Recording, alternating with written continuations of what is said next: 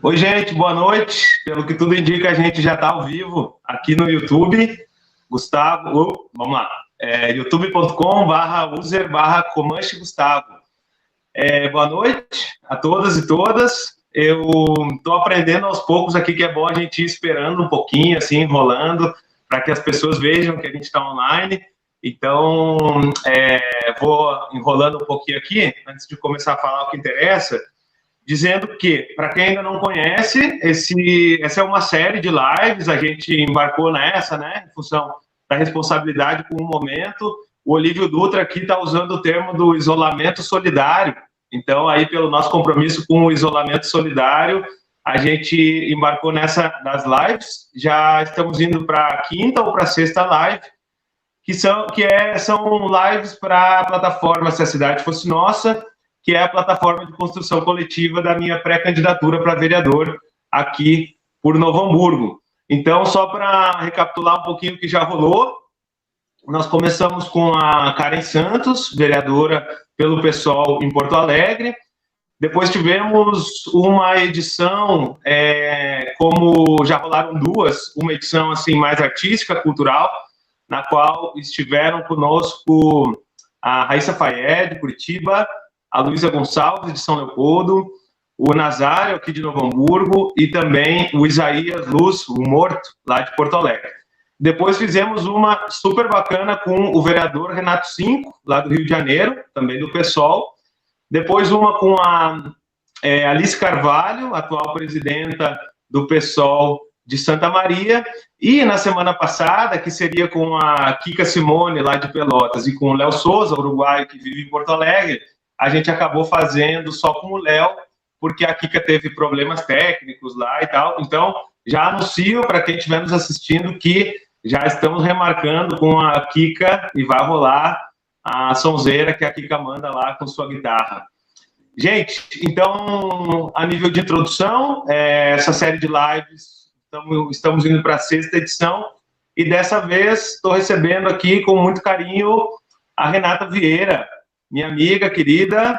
Depois, Renata, em algum momento a gente precisa contar que a gente se conheceu lá no México, depois se reencontrou no Peru. Eu acho que tem uma coisa legal aí de latino-americanismo, né, nisso. Eu acho que nós dois somos preocupados com esse tema mais regional, né? Então, estou recebendo a Renata Vieira, ela mesma vai se apresentar, e eu estou passando a bola para ti, Renata, por uma saudação, boas-vindas aí, e depois eu pego de volta para fazer uma introdução ao tema. Valeu, boa noite, obrigado por ter aceito o convite. Obrigada a você, Gustavo, é uma honra para mim estar aqui.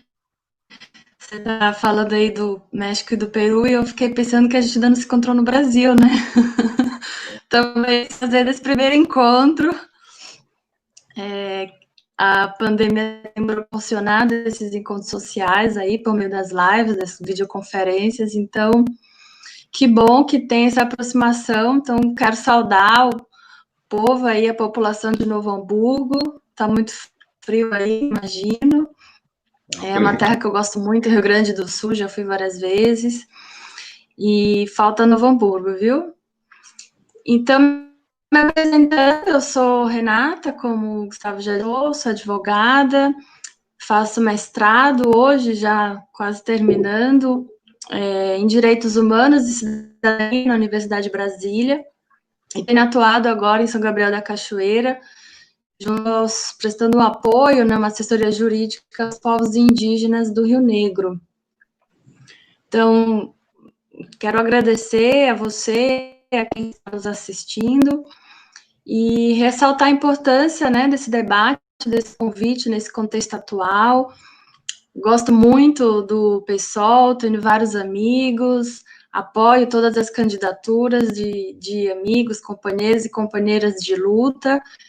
Está tendo um papel aí super importante nessa oposição, nessa escalada aí do fascismo, desses ultraconservadores de direita que tomaram o poder. Então a gente precisa se apoiar, fazer nossas alianças. Então quero inclusive parabenizar uma reflexão sobre os povos indígenas hoje é urgente, né? A ameaça está aí, então é isso, muito obrigada.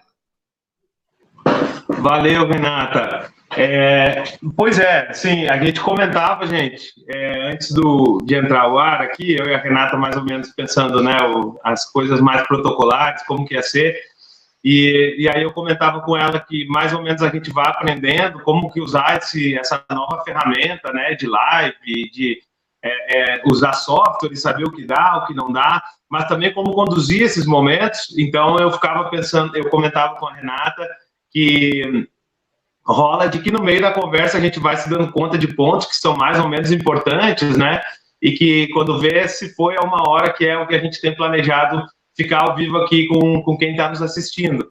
E aí, Renata, te escutando agora, antes de fazer a introdução que eu estava mais ou menos pensando em fazer, eu queria dizer que legal, né, a gente poder estar falando desse lugar, digamos assim, acadêmico, né, eu sou estudante de doutorado, está estudando mestrado e tal, e a gente assumir, né, esse compromisso de que a gente está vivendo, somos sujeitos ativos desse momento histórico que uma vez mais, assim como foi até o processo de redemocratização do país, né, até que acabasse a ditadura, a gente está tendo que assumir esse papel desde dentro da academia, demarcar de que lugar a gente está falando, demarcar quais são as injustiças, demarcar quais são os limites, né, que a sociedade, do jeito que ela está organizada hoje, e que tem o Estado como um ator central, para não dizer principal, né, o que tem de limite aí. Então, a gente assumir esse compromisso, eu acho que é uma responsabilidade que a gente tem, né. Mas deixa eu falar, gente, eu já explicava para a Renata ali que eu vou ficar me virando, assim, às vezes, porque eu estou com o computador aqui do lado. Eu tenho sempre começado as lives aqui que a gente está fazendo todas as quintas-feiras, atualizando os dados de contágio e também das tristes, né, os tristes casos de morte que está tendo no Brasil. E cada vez é assim, um momento de fazer, né, dar uma respirada, para daqui a pouco xingar o presidente, porque pode ser que não seja só por ele, mas uma percentual grande aí da responsabilidade de a gente ter chegado a esses números que chegamos por atitudes, não é nem por políticas mal pensadas e mal implementadas, é por falta de política, é por uma estagnação total que a gente está vendo em Brasília. Então, vamos lá. O Brasil, gente, de acordo com os dados que está aqui na minha tela, já passou dos 600 mil casos de pessoas infectadas pelo coronavírus, portanto, que adoeceram de Covid-19, e já foram mais de 33 mil mortos, não é? Quando a Renata for falar da cidade de São Gabriel da Cachoeira, é provável que ela vá comentar a população da cidade, e daqui a pouco a gente vai estar falando de números muito parecidos de mortos no total no Brasil, com números de uma cidade inteira. Isso é estarrecedor, é pensar que nenhuma guerra mata isso, não é? Então, assim, a gente tem esse problema que a gente está enfrentando, que está nos fazendo mudar uma série de coisas no nosso cotidiano, como, por exemplo, a gente está fazendo agora a maioria das coisas desde casa, né? Mas, sobretudo, a gente está vivendo um momento de muita tristeza e que a gente está...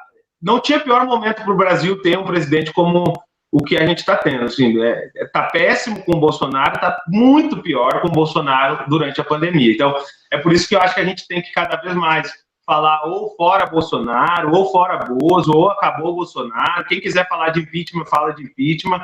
O que não dá mais é para a gente continuar contando mortos sem nenhuma atitude que minimamente dialogue com a responsabilidade, que chegue perto da responsabilidade, que não é o que a gente está vendo. Feito esse momento de falar de números, falar de coisa triste, e dizer que a gente tem que se xingar, o que eu tenho chamado por aí de assassino da República, a gente agora vai falar sobre o tema que nos conectou hoje, não é? Deixa eu dizer rapidinho, então, Renata. Eu e a Renata, a gente se conheceu lá no México, a Renata tinha ido para um evento acadêmico e eu estava lá durante o meu sanduíche, e depois foi mais ou menos o contrário. A Renata estava por um período no Peru, também do sanduíche do mestrado dela, e eu fui para um evento, então a gente se reencontrou lá. Muito massa essa conexão, e bem lembrado que a gente no Brasil ainda não se encontrou, né, Renata? Então, a gente tem essa dívida aí um com o outro, e sim, Novo Hamburgo está aqui, de portas abertas, tu já sabe que vai ser sempre bem recebido aqui. Gente, a gente combinou o tema, eu e a Renata, bem amplo, assim, para entrar tudo aí que a gente puder falar, e de acordo também com comentários e perguntas que forem chegando pela live do YouTube, já vou conferir isso daqui a pouquinho, mas eu queria dizer, então, a gente chamou o tema de pandemia, povos indígenas, e o caso de São Gabriel da Cachoeira, no Amazonas, que é o povoado, o município que a Renata está trabalhando no último período. Mas, assim, dizer que as pessoas que aqui da cidade, por exemplo, que talvez estejam nos assistindo, podem pensar, mas aqui em Novo Hamburgo nem tem indígena. Não, tem, a gente sabe que tem cidades vizinhas, tem comunidades indígenas inteiras, mas aqui não tem indígena talvez organizado, vivendo num lugar ou em outro, mas a gente sempre vê os indígenas passando algum trabalho nas ruas, e, bom, eu acho que é um pouco sobre isso, para fazer essa explicação de que não é um tema que dialoga assim tão diretamente com a cidade, ainda que sim dialogue, mas que interessa a gente conversar, que importa a gente, nesse momento crítico que a gente está passando, a gente falar sobre isso. E a gente tem que falar sobre isso por quê, gente? Porque são mais de 500 anos de assassinatos contra os povos indígenas, são mais de 500 anos de abuso contra os povos indígenas, são mais de 500 anos de qualquer sorte Bom, se a gente viveu um período difícil aqui da ditadura, por exemplo, que teve tortura para todo lado, isso acontece há 500 anos com os povos indígenas, que são impedidos de simplesmente viver, onde já estavam, inclusive, não é? O Brasil já era alguma coisa, que sabe-se lá o que era, antes dos portugueses chegarem aqui, e os povos indígenas estavam ali. Então, a gente tem um compromisso histórico com todas as minorias, nós sabemos, não é? A gente tem um compromisso histórico com os índios, a gente tem um compromisso histórico com os negros e negras, a gente tem um compromisso histórico com as mulheres, a gente tem um compromisso histórico com os LGBTs, e é para dar espaço para essas pautas também que a gente está aqui junto, eu e a Renata, conversando hoje. Interessa tanto esse assunto? Legal. Vou passar para ti, Renata, porque eu sempre fico falando mais que o convidado, e a galera já sabe, está me xingando. Então, vou passar para ti. A Renata participa lá na UNB de um grupo, mais ou menos uma tendência dentro dos estudos sobre direito, né? Mas é um grupo especificamente que se chama Direito Achado na Rua. E que logo que eu soube e tal, achei muito massa. Eu queria, Renata, que se tu puder, antes de a gente falar especificamente sobre a questão indígena e os direitos humanos, pensando neles, nos povos indígenas, tu contasse um pouquinho o que é o direito achado na rua, quanto tempo, o que estão fazendo nesse momento, porque acho que super interessa para a galera perceber que o direito não é só o que está lá dentro das instituições, né, e que ele pode sim ser achado na rua. Com certeza, ele está na rua. O direito achado na rua, ele é uma teoria crítica, né, do direito que foi pensada, formulada, elaborada pelo professor Roberto Lira Filho, na Universidade de Brasília, junto com o professor José Geraldo Souza Júnior. Disseram que ele estaria por aqui hoje, se ele estiver, já faça um salve aí, professor, que é também nosso ex-reitor da Universidade de Brasília, nosso grande mestre em inspiração. Se constitui, então, num projeto teórico, né, um projeto também prático, um projeto político, que hoje se constitui um coletivo de pesquisa também na Universidade de Brasília. Ele surge no final dos anos 80, em meio a um contexto de fim da ditadura, retomada do projeto democrático de sociedade. Então, naquela época, a principal reivindicação era a luta pela democracia.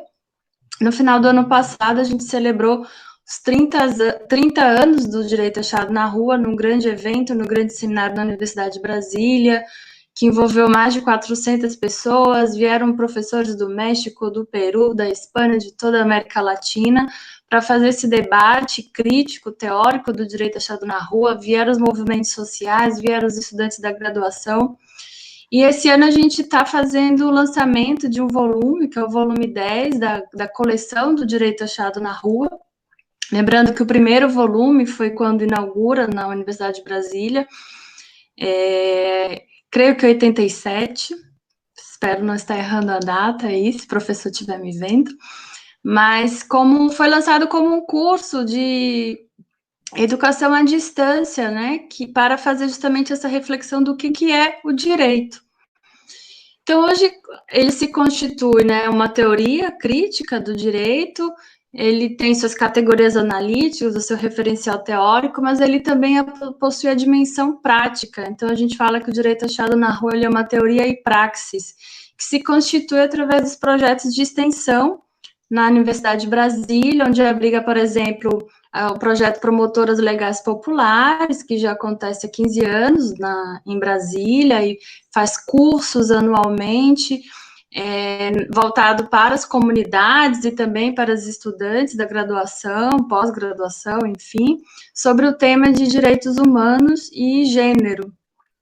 E também, dentro dessa dimensão da extensão do ensino, e também atua a assessoria jurídica popular, que presta esse tipo de assessoria aos movimentos sociais que atuam no Distrito Federal. Para nós que somos desse coletivo, ele é mais do que uma teoria, mais do que uma prática. Eu acho que é um projeto de vida, um projeto de sociedade, do qual a gente compartilha ali nossos valores, do que a gente pensa enquanto um projeto de um país, do que a gente deseja para o Brasil, enfim, na luta dos direitos humanos. E a gente tem uma compreensão do direito, que o direito, na verdade, é aquele que emerge da luta, das reivindicações sociais. O direito é aquele que nasce do chão, que vem da rua, do asfalto, das florestas, dos rios, dos mares. Então, teoricamente, a gente rompe com a tradição do monismo jurídico, né, para quem o Estado é o único ente que tem legitimidade para produzir a lei, que seria o direito, e a gente reconhece as diversas formas do jurídico no tecido social. Então, essas outras possibilidades e esses muitos direitos, eles são possíveis. Por isso, a gente se filia à corrente do pluralismo jurídico, que é reconhecida na nossa Constituição Federal, onde a gente reconhece que o jurídico ele está nas relações para além do Estado. Então, é o caso, por exemplo, do sistema jurídico dos povos indígenas. Cada sociedade tem a sua forma de se auto-organizar, tem suas próprias instituições, suas próprias leis, suas próprias regras, e isso sim é direito. O direito não é só aquele que está na lei. Assim também como a gente tem a visão de que o direito, na verdade, ele é, como fala o professor Zé Geraldo, ele é uma expressão da legítima organização social da liberdade. Então, a gente só reconhece o que é direito quando ele tem a finalidade de libertação, de emancipação, de superação da condição de oprimido e de oprimida do cidadão. Então, se, por exemplo, uma norma jurídica, ela não se presta ao fim de promover a justiça social, ela vai estar sendo, na verdade, um antidireito, que é o que o Lira Filho diz, né? Então, a gente nem sempre encontra o direito nas leis, né? Nem sempre a gente encontra o direito na norma. Então, é o caso, por exemplo, desse projeto de lei agora, que a gente está falando do PL da grilagem, que é o 12633, que tem no final o escopo a expropriação de terras indígenas e legalizar a expropriação pelos grileiros, né, da terra de seus verdadeiros donos. Então, isso não se encontra direito nessa lei. Ou agora, essa semana, saiu esse PL falando de enquadrar terrorismo, atos de manifestação que tenham bandeira antifascista. Isso também a gente não pode chamar de direito. Então, resumindo, né, o direito achado na rua, ele vai reconhecer o direito como um processo de conquista, de luta, de reivindicação do sujeito coletivo de direito, da luta que vem organizada pelos movimentos sociais, que tem uma pauta de superação da opressão. E é o caso, por exemplo, que a gente acabou de ver aí com o assassinato, né, do George Floyd nos Estados Unidos, uma comoção social de pessoas colocando na mesa: basta racismo, a gente não aguenta mais, vidas negras importam. E aí é que está o direito, né? O direito nasce dessa mobilização social e dessa luta. Deu para entender? Legal. Em algumas palavras. Deixa eu te dizer que tá cheio de comentários aqui, daqui a pouquinho eu já vou ver se seleciono alguns, tá bom? Deixa eu te dizer, Renata, que outro dia me chegou um vídeo, desses links de Facebook, não sei o que era exatamente, ou se no WhatsApp, sei lá eu, ou até na televisão, tá? Não vou lembrar agora aqui, mas eu prometo, se eu achar, colocar ali nos comentários aqui da live, que foram perguntar para um dessa galera que tu vai explicar direitinho como que funciona daqui a pouco, que invade a terra indígena para fazer garimpo, né? E o cara dizia lá assim: não, a gente está vendo que o presidente, por mais que ainda não seja legal, mas que parece que o presidente, para ele está tudo bem, que é isso mesmo. Então a gente entrou aqui, a gente está fazendo, a gente já está fazendo, porque, sabe, estão indicando que pode ser. Eu acho que isso é legal, por mais que a gente sabe que o direito está ligado ao Poder Judiciário, mas quando a gente pensa o Estado nesse bloco mais assim, né, o Estado, é pensar também que o que está se produzindo de opinião pública lá de dentro do Poder Executivo, nesse caso, está influenciando pessoas no lado da sociedade civil, né? Está influenciando pessoas no mundo da vida, para usar um termo assim um pouco mais, né? Aqui onde a gente vive, na comunidade, no bairro, na rua. Então, para ver como, bom, isso é direito, né? Eu acho que pela perspectiva de vocês não é e não deveria mesmo ser. Então, eu super boto fé, assim, acho trimassa que tu esteja fazendo esse trabalho junto com a galera da UNB do direito achado na rua, porque, sinceramente, se não fosse por pessoas e pesquisadores compromissados como vocês, se a gente fosse contar só com o direito como ele enfim, como ele está dado, né, eu acho que seria mais uma, mais uma das formas de manutenção das opressões, das desigualdades todas, né, sejam materiais ou imateriais, e assim por diante.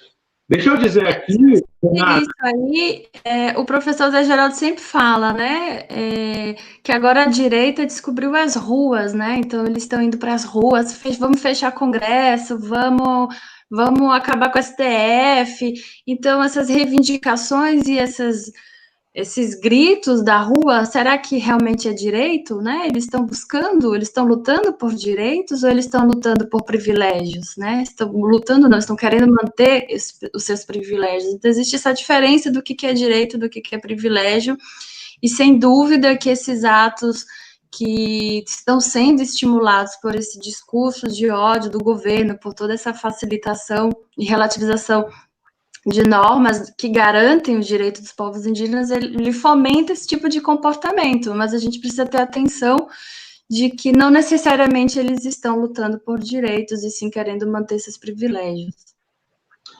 Mas total, super, só esse ponto daria assim para a gente ficar a noite inteira falando, né, Renata? Com certeza.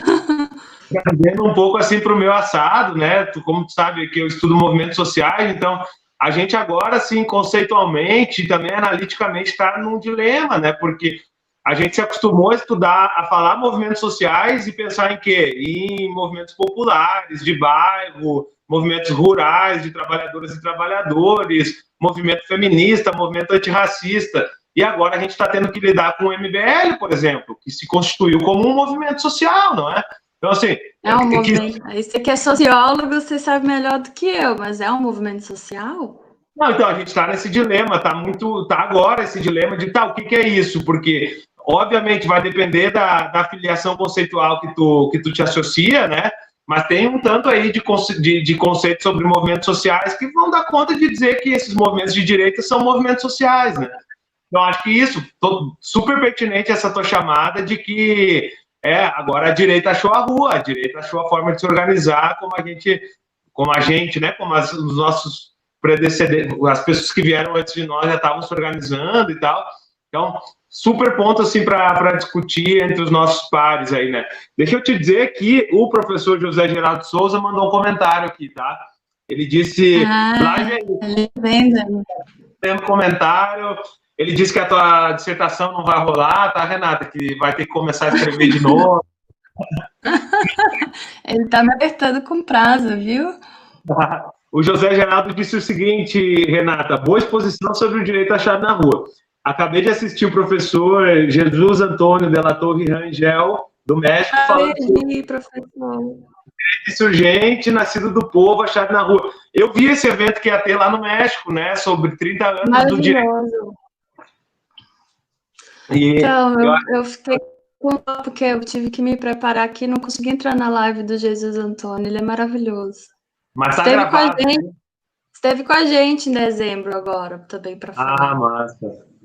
Deixa eu aproveitar que eu estou aqui de frente para a tela, dizer também um abraço para a galera que está nos assistindo aí, o Alexandre Benedito, lá do Rio de Janeiro, desde que a gente fez a live com o Renato 5, ele está nos acompanhando bastante, abração aí, Benedito, por dar, a Vava que está sempre também, aqui a Andréia Brasil, olá, ótima iniciativa, bom debate, A Vava, já falei da Vava, o Rob, João Batista, parabéns, Renata, maravilha.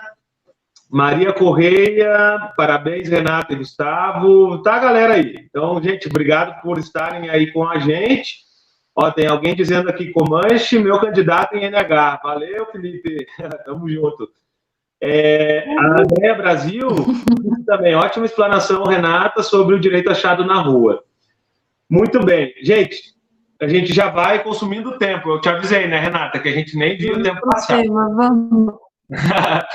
Renata, fala pra gente um pouquinho, então, sobre o caso específico lá de São Gabriel da Cachoeira. Eu sei que tu pode falar sobre um monte de coisas, sobre a situação epidemiológica de lá, sobre as principais reivindicações, sobre os desafios atuais. Então, da maneira que tu achar melhor de organizar aí para nós, conta um pouquinho como que tá esse dilema lá, porque é um dilema preocupante, não é? Tá bem sério. São Gabriel da Cachoeira está numa situação super alarmante, não só São Gabriel, mas todo o estado do Amazonas, né? Hoje, os dados da PIB, né, da Articulação dos Povos Indígenas do Brasil, tanto da COIAB, que é a Articulação da Amazônia, indicam que realmente o Amazonas é o estado mais afetado em termos de população indígena. No Brasil, né, que já passamos aí por um momento em que era o epicentro da crise, não sei como é que está agora, mas em termos também de contaminação de povos indígenas, é o estado que está mais castigado. A questão de São Gabriel da Cachoeira eu acho importante falar, porque é o município mais indígena do Brasil, nem todo mundo tem essa informação, mas 85% da população de São Gabriel é constituída de povos indígenas. Então, é um município que fica ali no estado do Amazonas, no extremo noroeste do Brasil, na fronteira com a Colômbia e com a Venezuela. Lá tem a maior congregação de etnias no mesmo município no Brasil, então são 23 etnias que vivem no mesmo município, são 15 idiomas falados no mesmo município, então assim, é um caldeirão ali de cultura, de modos de vida, de sistemas jurídicos, de conhecimentos tradicionais. E essa riqueza, hoje, ela está gravemente ameaçada pela epidemia, né? Então, também ali tem uma região uma região que tem povos de recente contato, como os Rúpidas, Rupidé, os Yanomami, os Dous, Nadeb.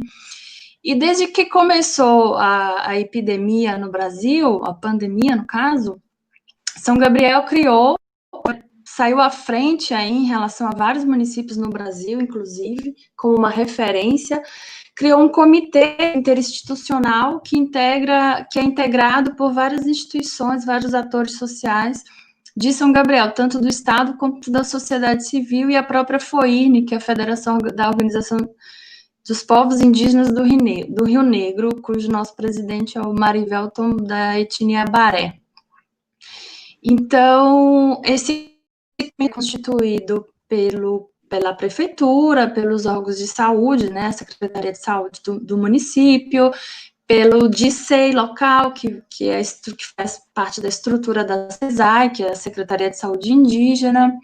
Ele também é constituído pelo Exército, porque ali é uma região de fronteira, então ali também, além de toda essa constituição de população indígena, tem um grande efetivo militar ali, são 2.500 militares que vivem hoje em São Gabriel, um município de 40 mil pessoas que vivem, 40, 45, e também é um lugar com muitas missões religiosas, né, tanto da Igreja Católica quanto evangélica, então também a Arquidiocese faz parte desse comitê, o Instituto Socioambiental, o ISA, que já trabalha ali há mais de 20 anos também, compõe, então é a primeira vez na história que tem Exército, ONG, Arquidiocese, Prefeitura, andando de mão dada para combater o Covid, com todos os seus problemas políticos envolvidos no meio disso, né?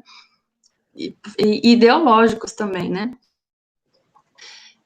Então, hoje, São Gabriel, do primeiro caso, né, que foi 26 de abril, salvo engano, Então, a gente está falando aí de 1 mês e meio, saltou de um caso para hoje, acabou de ser um boletim, está com 2.232 casos confirmados de Covid, né? Então,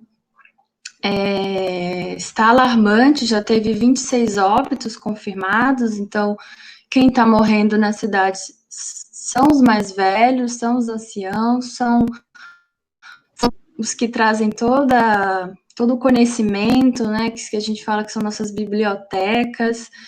Então, é uma situação extremamente preocupante. Então, e a condição, né, ali da região, da constituição da cidade, da população, impõe inúmeros desafios. Em tese, a saúde indígena, ela faz parte de um subsistema, né, dentro do SUS, é como se tivesse o SUS, e dentro do SUS tem um subsistema, que é essa saúde indígena que é gerida pela CESAI. E a CESAI se subdivide em distritos, né, que são os DICEIs. Então, em São Gabriel atua 2 DICEIs, que é o DICEI Rio Negro e o DICEI Yanomami.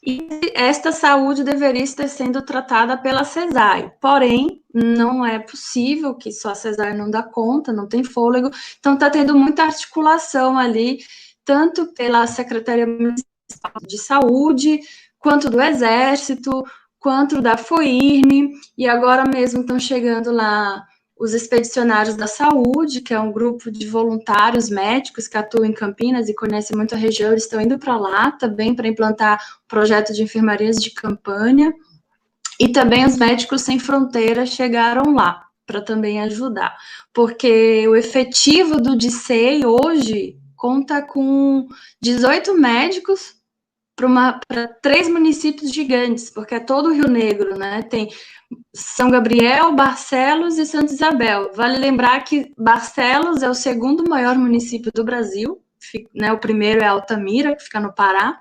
Então, é um município gigante. O terceiro maior município é São Gabriel. Então, para toda essa região geográfica enorme, a gente tem 18 médicos, sendo que 8 não estão trabalhando por questão de licença, ou maternidade, afastado, enfim. Então, não tem condições para aguentar essa estrutura não tem condições de aguentar a pandemia, né? E aí, você vai me dizendo aí, me dando o tom do tempo, tá? Porque senão eu vou falando aqui que não tem limite de informação sobre São Gabriel. Não, tá legal. Eu tô anotando algumas coisas aqui, mas vai aí, vai falando, porque nós temos tempo ainda e tá super interessante. Eu tô achando super interessante, acho que a galera também. Tá. Então, ontem saiu uns estudos estatísticos que São Gabriel, ele está no terceiro maior município no Brasil de casos por 100 mil habitantes. Então, para a quantidade de população que existe em São Gabriel, a gente está dando o ranking aí do terceiro pior do Brasil, né? E sendo que os 10 primeiros lugares, 7 são da cidade do Amazonas, então, situação crítica aí do estado do Amazonas. Também vale lembrar que São Gabriel se divide em distritos também, né? É um município que tem o seu núcleozinho, a cidade urbana, e os distritos que são divididos em zonas rurais. E se divide hoje em 750 comunidades. Dessas comunidades, tem 87 casos e 5 mortes. Agora, vale lembrar que a gente está com muita dificuldade de identificar casos positivos dentro das comunidades, porque os polos base do DICEI, ele não tem teste, não chegou teste. Então, todos os testes que foram feitos até hoje, que foi no total de 3.000, foram feitos na cidade. Então, tem comunidades que a gente escutou falar, que a gente não tem como comprovar, que a Covid passou, usaram suas medicinas, os seus conhecimentos tradicionais e já até foi embora. Então, a gente não sabe se realmente é Covid, se foi Covid ou se foi algum outro tipo de gripe. Mas a gente já sabe hoje que está espalhado, minimamente, do que a gente tem de dados, em 36 comunidades, né? Então, a Covid já está dentro das terras indígenas em São Gabriel, e o nosso medo maior é de acontecer mesmo o que a gente chama de genocídio indígena, né? Porque a forma de vida do povo indígena é diferente da nossa, né? Então, você vai falar em isolamento social para eles que vivem juntos, que compartilham os utensílios, a alimentação, né? Não tem essa separação, esse individualismo que a gente tem. Usar máscara, passar álcool gel, passar sabão. É totalmente uma outra lógica de vida, uma outra cosmovisão. Então, pelo próprio hábito cultural, é muito difícil. Então, por exemplo, teve um caso na comunidade Yanomami, lá em Maturacá. Estava tendo uma obra da prefeitura, e aí uma obra na escola, 2 se contaminaram, 2 pessoas idosas. Então, a gente já acha que aquela comunidade de 200 pessoas, todo mundo pegou, porque se divide em 10 casas, em 10 famílias, não tem esses dados de cabeça aqui, mas pegou 1, pegou 2, pegou todo mundo, entendeu? E aí é que está o problema, porque não existe uma estrutura hoje montada em São Gabriel para atender os casos graves, né? Então, existe agora um projeto de implantação de enfermarias nesses polos bases, com o apoio dos expedicionários da saúde e do Médicos Sem Fronteiras, que compraram concentradores, acharam no mercado. Então, o Instituto Socioambiental AFOINE estão ajudando na captação de recursos, via campanha, via financiadores internacionais, inclusive, para comprar esses concentradores. Os concentradores de etanol já chegaram lá. Então, a CESAI tem também uma grande dificuldade aí, porque esse discurso do governo atual de que criminalização das ONGs, né, muito forte, o interesse da Amazônia, a soberania nacional, a ameaça à Amazônia, enfim. São Gabriel é um lugar super estratégico, né, para os militares, porque é região de fronteira. Então, a gente tem aí agora o Mourão no Conselho da Amazônia, né, com 15 militares dentro desse conselho. Enfim, nem vou entrar no tema militar aqui, senão a gente não tem fim aqui. Mas... Renata, eu queria te perguntar especificamente, tem tudo que ver com isso que tu está falando, né, de ações, de tentativa de ações.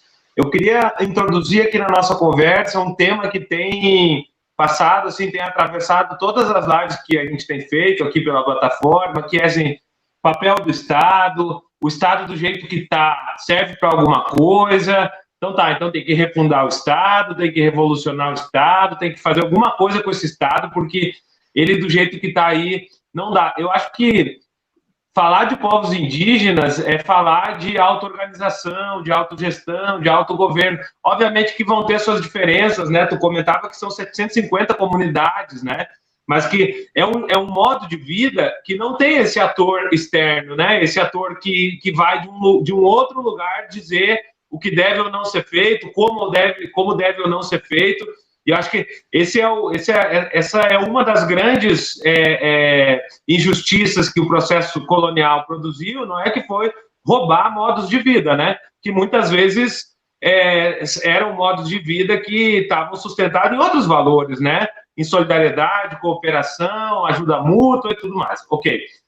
Eu coloco isso para te fazer uma pergunta bem objetiva, assim, e queria dizer que o José Geraldo também tinha chamado a atenção para isso aqui nos comentários, que é: de política pública, objetivamente, a prefeitura lá conseguiu já fazer alguma coisa, fez um pouquinho, poderia fazer mais? Se fez, é fruto da deliberação coletiva desse comitê emergencial, ou é coisa que acaba valendo mais o poder do governo, do Estado? Pensando assim, em política emergencial, rolou alguma coisa?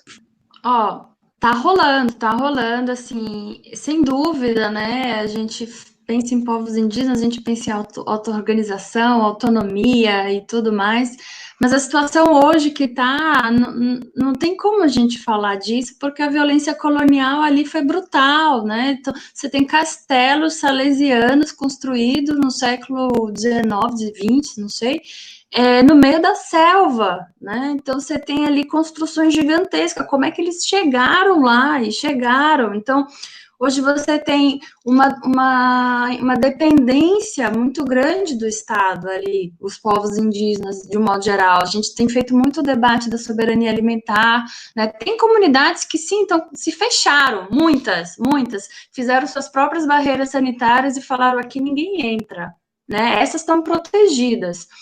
Mas tem comunidades que já estão muito nesse processo de colonização, fizeram com que eles saíssem do meio da mata e fossem ocupando a margem do rio, né? Então, são verdadeiras comunidades ribeirinhas hoje, muitas delas, né?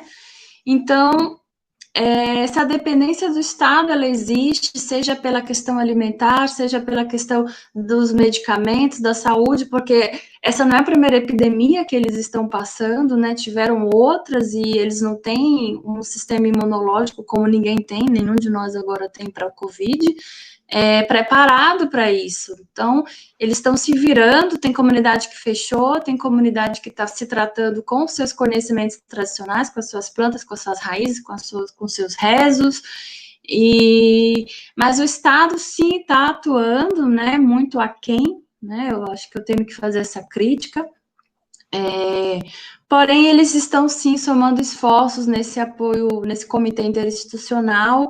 E aqui cabe frisar que a FOIRN, ela realmente assumiu o protagonismo, o Marivelto, o nosso presidente, ele ali virou prefeito, governador, enfermeiro, médico, farmacêutico, porque tem muita comunidade que depende da assistência social, sabe, depende, essa lógica, né, do assistencialismo, infelizmente, a distribuição de renda pelo programa Bolsa Família, ele gerou muitos problemas para São Gabriel. Eu não estou aqui dizendo que não é importante, que não é necessário, mas a introdução da monetização do valor moeda para os povos indígenas na forma como foi feita, sem um estudo, sem uma adequação, ela também foi muito violenta. Então, quando começou essa história de Covid, nosso primeiro desespero foi o auxílio emergencial, porque São Gabriel da Cachoeira já é uma cidade que, sazonalmente, acumula 400, 500 mil pessoas que desce todo mundo para a cidade para receber seu Bolsa Família.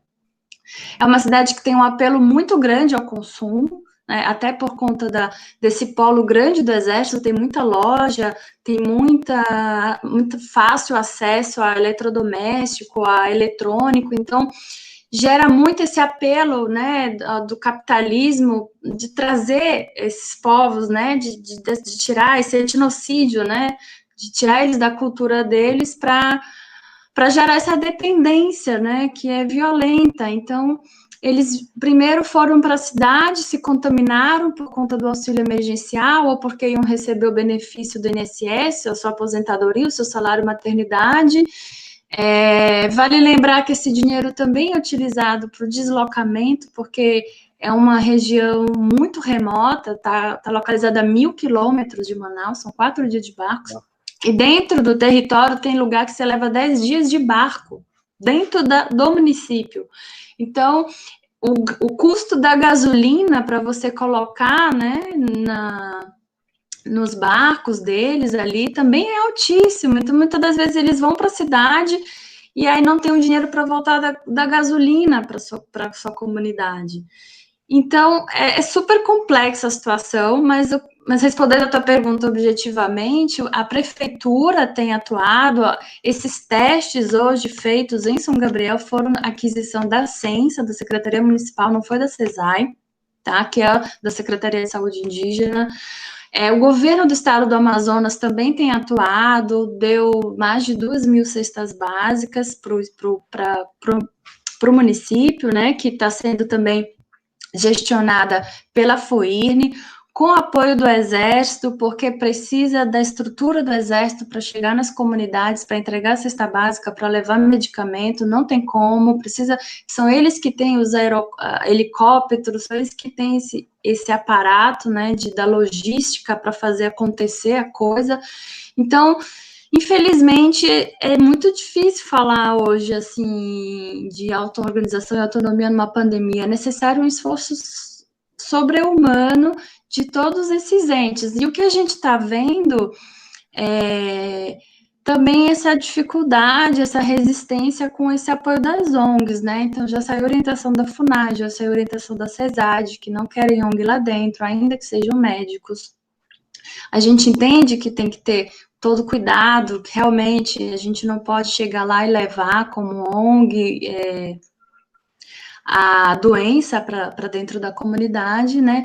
Mas tem que ser feito um protocolo em que uma soma de esforços, é nesse sentido que hoje a gente está tentando fazer esse diálogo com a CESAR, que é extremamente difícil, porque esse governo há uma criminalização muito grande com ONG e, sobretudo, com povos indígenas, né? Então, para eles, tanto faz, eu acho, sabe? A minha opinião, a gente, por exemplo, ganhou uma liminar agora, né? O Ministério Público Federal ajuizou uma ação para garantir a adequação do recebimento do auxílio emergencial e também entrega das cestas básicas, porque houve uma verba do Ministério da Mulher, dos Direitos Humanos lá da Damares, para a FUNAI, para poder ser distribuída para as comunidades indígenas. Essa liminar foi deferida no dia 8 de maio, até hoje não foi cumprida, e a CONAB, que é o órgão que vai fazer essa distribuição, apresentou um cronograma para quase agosto. Então, a gente está falando aí de 2, 3 meses de comunidades que não estão tendo mais o que comer e vão ter que descer para a cidade para comprar comida, para comprar sabão, para comprar fósforo, para comprar sal, que seja anzol ou até utensílio agrícola para fazer a sua roça, e vai ter que descer para uma cidade que já tem mais de 2.000 casos hoje. E aí volta para a comunidade, contamina todo mundo, e aí é isso aí que é o caos instalado. Renata, ó, eu fiquei muito surpreso com essa quantidade de comunidades, né? E o quão complexo mesmo deixa a coisa. Deixa eu te dizer que a gente está indo mais ou menos para o final do tempo aqui. Queria comentar contigo, eu lembro muito bem, assim, tem muito claro na memória, eu tive uma colega do mestrado aqui na Unicinos, que ela era do norte do país, e ela estava fazendo uma dissertação sobre o impacto do Bolsa Família nas comunidades indígenas, né? E eu lembro que dados preliminares ainda da época, eu não pude ler nunca li a dissertação dela, mas dados preliminares da época, assim, davam conta de que era muito mais dados negativos, né? Assim, uma avaliação muito mais negativa do que positiva. Eu acho que aí teria toda uma discussão filosófica também, né, de o quanto que o dinheiro rompe laços de solidariedade, né, o quanto que o dinheiro individualiza a vida, né, enfim, a gente iria super longe. E isso, assim, é importante perceber que a gente, concordando ou não com as ONGs, né, e, assim, ideologicamente e tal, tu tem uma ausência do Estado, uma ausência de política pública, tu tem, do outro lado, proatividade de ONGs, né, enfim, e o Estado, além de não fazer nada, ainda dificulta, não é? Ainda dificulta. E aí, falando no nível nacional, que sempre interessa demarcar nesse momento histórico que a gente está vivendo, conjuntural, histórico, é que, na medida em que Bolsonaro não faz política nenhuma, ele está fazendo uma política, que é uma política de morte, né? Então, é duro a gente aceitar isso, né? Mas a gente está vivendo no Brasil um período de políticas públicas de fazer morrer. No mínimo de deixar as pessoas morrer, e vão sofrer mais os indígenas, vão sofrer mais os pretos e pretas, os pobres, né? E assim por diante. Deixa eu dizer aqui mais um comentário da Naime Gama, uma temática muito importante. Parabéns aos organizadores, parabéns, Renata. Dá um salve para a Vivi, que se juntou. Para a Ronise, beijão, Ronise, estou morrendo de saudade de ti. Valeu por estar aí com a gente. E a Vava está dizendo como é triste essa descaracterização que esse processo histórico produziu, né, com os povos indígenas, né, essa perda das suas próprias características. Renata, nós temos ainda para falar, para não ficar inventando assunto aqui, a gente teria ainda para falar sobre a PIB, né, a Articulação dos Povos Indígenas do Brasil, demandas, pautas, que, gente, assim, a gente tem no Brasil todas essas comunidades indígenas que, pelo dado da Renata, só lá em São Gabriel são 750 comunidades, é um número gigante, né, e tem um monte no Brasil ainda, né, isso ela está falando de um município só, Renata. E a PIB é uma organização, é um tipo de movimento social que se reconhece como articulação que tenta dar conta de reunir as demandas do Brasil inteiro, digamos assim, né, em linhas super gerais. A Renata vai falar um pouquinho, então, e depois a gente ainda teria também o caso Yanomami, né, lá do garimpo e tal. Acho que tu pode escolher aí qual tu quer falar primeiro, né, Mas vai dar tempo de comentar os dois, a gente faz passar um pouquinho do tempo aqui, se for o caso. Tá. Na verdade, assim, não posso falar em nome da PIB, mas eu tenho acompanhado muito, né, eles em todas as atividades, é um movimento, uma articulação super, super importante, essencial hoje para os povos indígenas no Brasil. E eles, assim, pelo que eu venho acompanhando, a principal, não a principal, né, mas uma das grandes reivindicações hoje é pela questão dos dados oficializados, né? Então, a CESAI, hoje, a Secretaria de Saúde Indígena, ela só considera os dados de contaminados e de mortes por Covid para povos indígenas de quem são dos indígenas que eles falam aldeados, né? Os que vivem em zona rural. Então, até esse termo é problemático, do indígena aldeado e não aldeado. Então, os indígenas que vivem hoje na cidade, como, por exemplo, em Brasília, na UNB, tem muitos estudantes indígenas. Se eles passam mal e vão para um hospital, eles não vão entrar nos dados estatísticos da CESAI como indígena, né? E aí, só Manaus tem 40 mil indígenas morando em Manaus, na capital, né? Então, você não tem... E mais, a CESAI se nega a atender essa população que está na cidade. Então, eles entram para a fila do SUS normal. E isso é uma forma também de genocídio indígena, né? A gente tem usado muito esse termo, né? Se falou aí do Bolsonaro. Eu acho que ele tem que ser responsabilizado, sim, por essas mortes, né? O que ele está fazendo no Brasil, de modo geral, com os povos indígenas. Está aí com o Ministério já quase um mês sem um ministro da Saúde, numa crise de pandemia.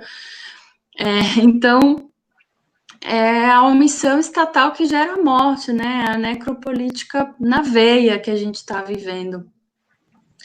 Então, sobre essa demanda da PIB, né, de que os dados oficiais da CESAI reconheça os povos indígenas que vivem na cidade. Então, por exemplo, hoje eu estava vendo aqui os dados, a CESAI hoje fala em 1.620 indígenas contaminados. Veja bem, só São Gabriel da Cachoeira, que tem um município, 85% indígena, tem 2.200 casos, né? Então, existe toda uma burocracia, além de toda a subnotificação que já existe, de ter uma burocracia de sistemas, de planilhas, de informações, de dados, para contabilizar esses dados de pessoas, de indígenas que estão sendo contaminados. Pelos dados da PIB, né, a PIB está fazendo um acompanhamento de dados, que não sei se a palavra correta é extraoficial, mas tem os dados da CESAI e tem os dados da PIB, né? Então, já está em 2.178 infectados. A nível nacional, mais de 83 povos que já foram contaminados, né, de Covid no Brasil. E, além disso, tem também a reivindicação de um plano de contingência, que também não foi feito pela CESAI, e se foi feito muito aquém, na verdade, da realidade da demanda. Então, não tem protocolos de como você vai retirar um indígena de uma terra para ser internado numa UTI,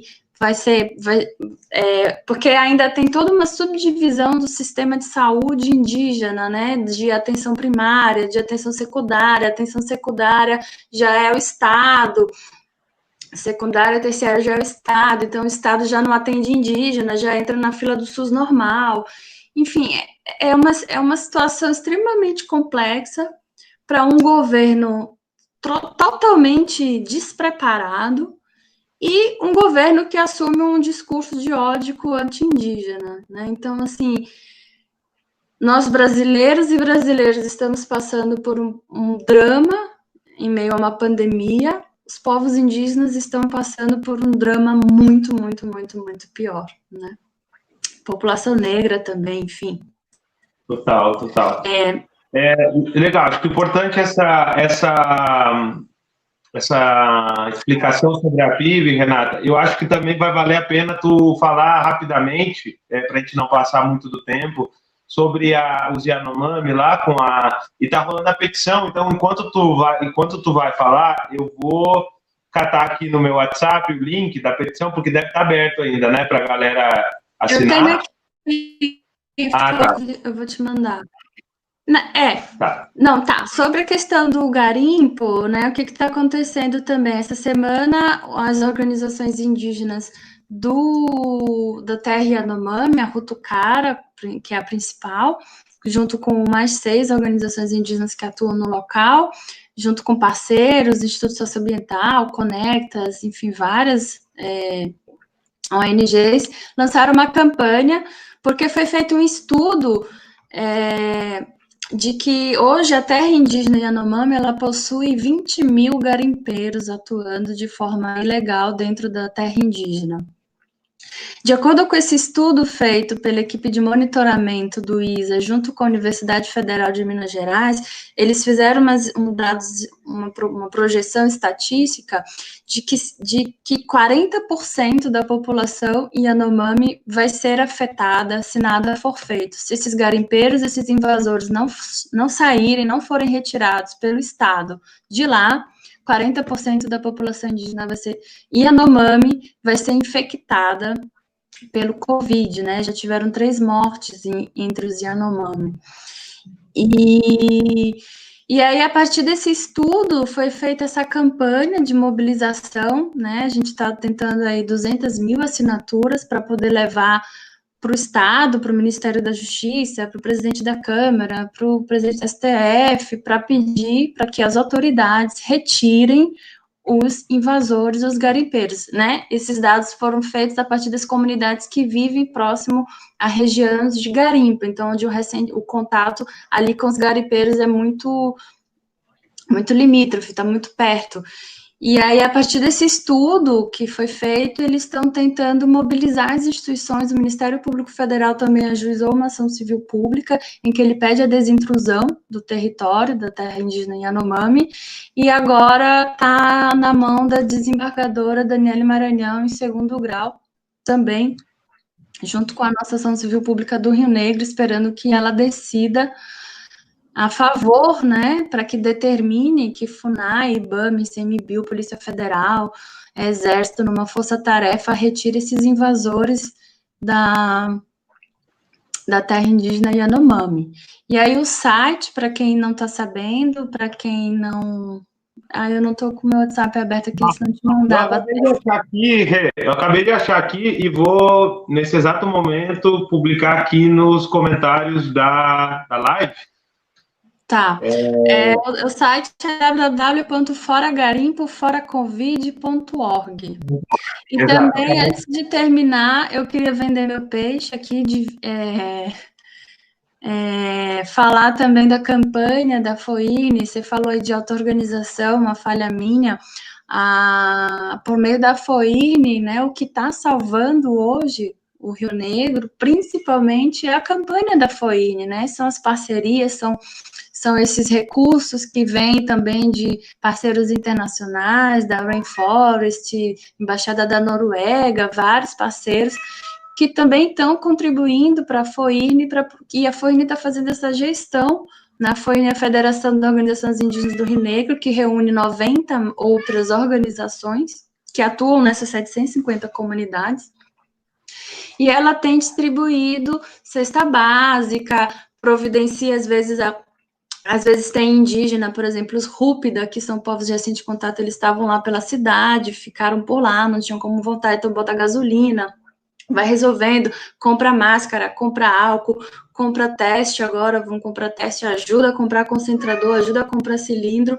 Então, essa auto-organização do movimento indígena no Rio Negro é o que está hoje salvando ali vidas, literalmente. Então, eu queria divulgar o site da campanha da FOINE. Se você ainda não doou, não sabia, e agora já está sabendo, não tem mais desculpa, é www.noscuidamos.foirne.org.br. Você joga lá no Google, Nós Cuidamos FOIRNE, e aí vai aparecer o site da campanha. Muito bem. Renato, depois, agora que acabar, tu também pode, se quiser, colocar o link, né, da campanha da FOINE aqui nos comentários do Facebook. Ótimo. Gente, deixa eu fazer uma leitura final, link acima. fazer uma leitura final aqui. Chegaram mais mensagens do Nazário, dizendo eu acredito, vamos. A Andréa Brasil com mais um comentário. Parabéns, Renata. É muito importante explicar a situação dos povos indígenas nesse contexto de pandemia, divulgar o trabalho de apoio às populações no entorno do Rio Negro. Gente, muito obrigado para quem esteve com a gente aqui das 8 às 9. Eu queria falar um segredo, que eu fiz o convite para a Renata ontem, e ela aceitou de um dia para o outro para estar aqui com a gente. Então, Renata, muito obrigado por ter acolhido o convite. Eu saio dessa 1 hora aqui contigo, por um lado, bastante preocupado com a situação, mas também mais agora carregado de informação, sabendo como que a coisa funciona.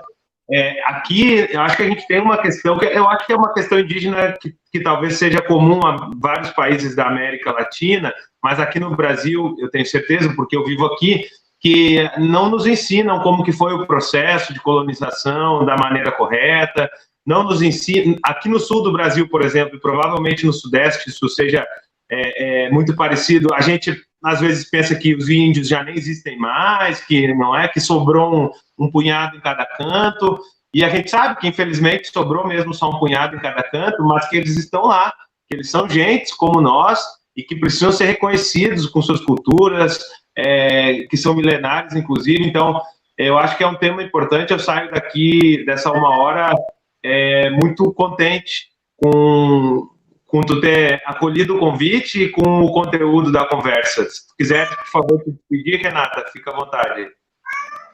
Eu que agradeço. Para mim é uma grande honra poder estar apoiando aí a sua pauta, né, da campanha em Novo Hamburgo, mas urgente que a gente tenha jovens aí comprometidos, pesquisadores, profissionais, com as demandas dos povos indígenas, dos movimentos sociais. Eu sei também que você fez uma pesquisa super bonita no México lá, fazer esse debate sobre a autonomia dos povos indígenas. Então, para mim é uma grande honra poder divulgar também esse trabalho da FOIRN, do ISA, em São Gabriel da Cachoeira, e também trazer esse tema importante da urgência da pandemia na cidade de São Gabriel, né, nessa luta pelo direito à vida, pelo direito à dignidade, pelo direito de existir dos povos indígenas num contexto geral, né, não só no Brasil, toda a América Latina está sofrendo isso. Então, obrigada por esse espaço aí, por essa conversa, obrigada a quem está assistindo, quem entrou em mais uma live de tantas lives. Obrigada pela parceria a todos e a todas. Valeu. A gente vai ter que contar essa história, né, Renata, que a gente passou alguns meses, nos meses das lives, e que as pessoas tiveram que se acostumar e tal.